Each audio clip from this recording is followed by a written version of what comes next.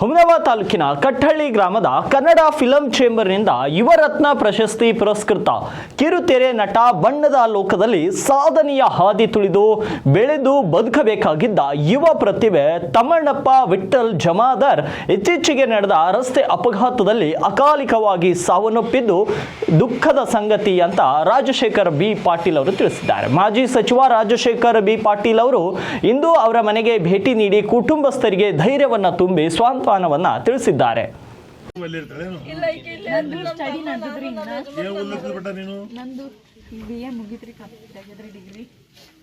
ನಾನು ಸುಮ್ಮನೆ ಕಾಲೇಜ್ ರಜಾ ಅಂತ ನಾನು ಇವ್ರ ಹತ್ರನೇ ಇದ್ದೆ ಸ್ವಲ್ಪ ದಿವಸ.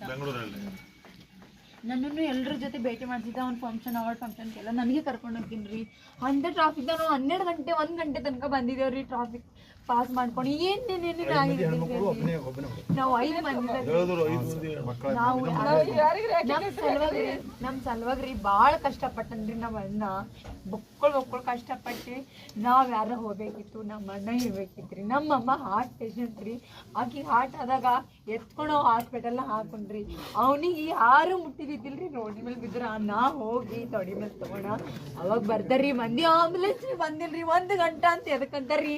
1 ಗಂಟೆ ಉಸಿರಾಡ ನಮ್ಮ ಅಣ್ಣ. ಆಂಬುಲೆನ್ಸ್ ಕಳ್ಸಿಲ್ಲ ಏನಿಲ್ಲ. 1 ಗಂಟೆ ಆದ್ಮೇಲೆ ಆಂಬುಲೆನ್ಸ್ ಬಂದದ.